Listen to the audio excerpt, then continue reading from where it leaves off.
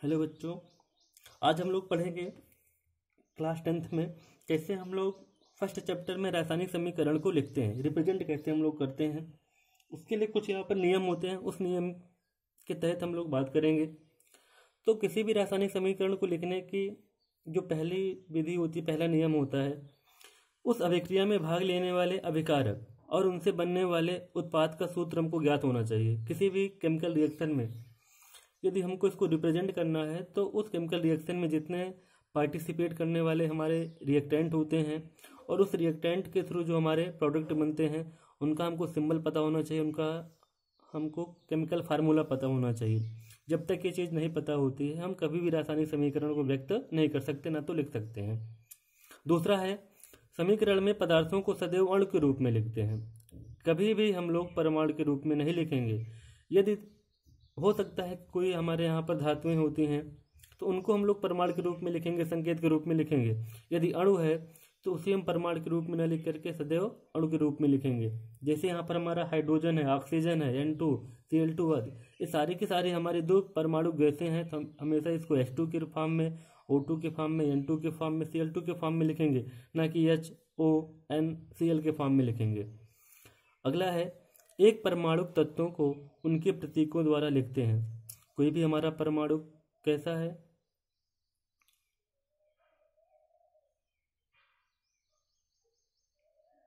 प्रतीकों द्वारा लिखते हैं। जैसे यहाँ पर हमारा हो गया एल्यूमिनियम, मैग्नीशियम, कैल्शियम आदि।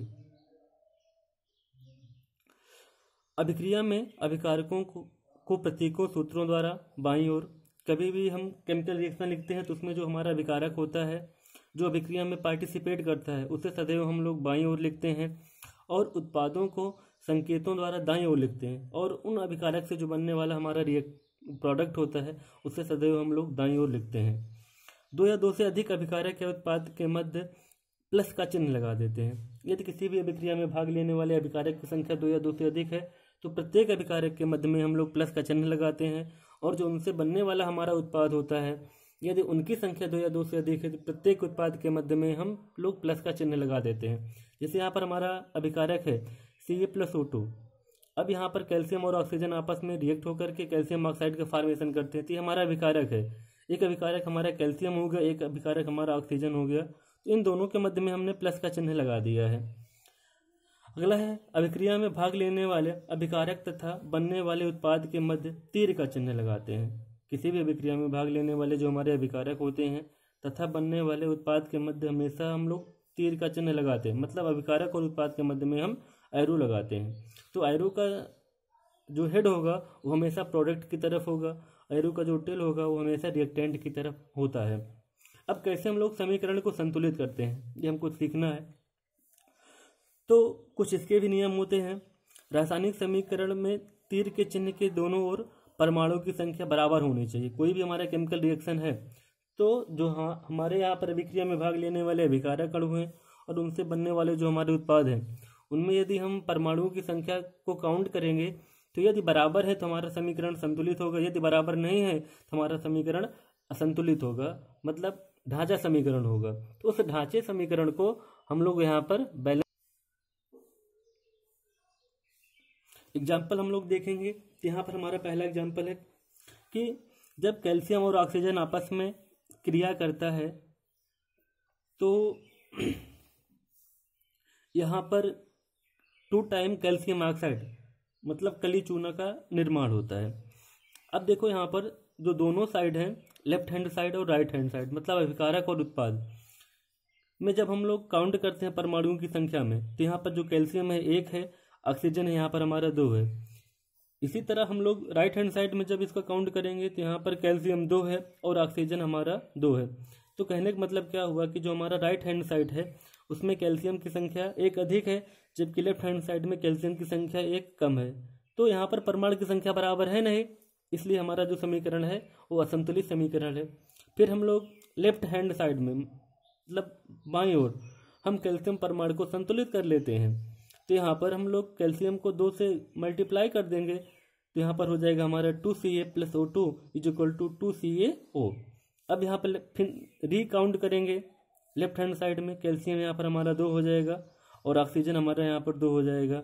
राइट हैंड साइड में कैल्शियम हमारा 2 हो जाएगा और ऑक्सीजन हमारा 2 हो जाएगा। तो लेफ्ट हैंड साइड दाईं ओर और बाईं ओर जो परमाणुओं की संख्या है ये दोनों में यहाँ पर बराबर हो गया। तो यहाँ पर हमारा हो जाएगा left hand side is equal to right hand side. यदि है तो हमारा जो समीकरण होगा वो हमारा संतुलित समीकरण होगा। इसी तरह हम दूसरे एग्जाम्पल की बात करते हैं।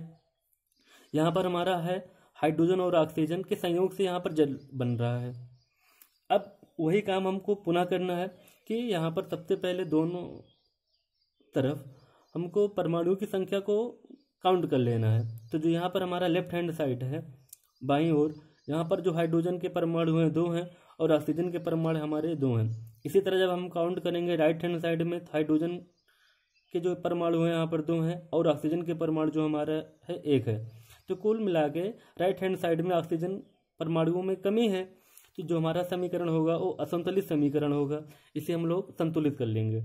तो संतुलित करने पर राइट हैंड साइड में ऑक्सीजन परमाणु की संख्या संतुलित करते हैं। अब क्या करना है, जो राइट हैंड साइड है उसमें हम लोग 2 से मल्टीप्लाई कर देंगे।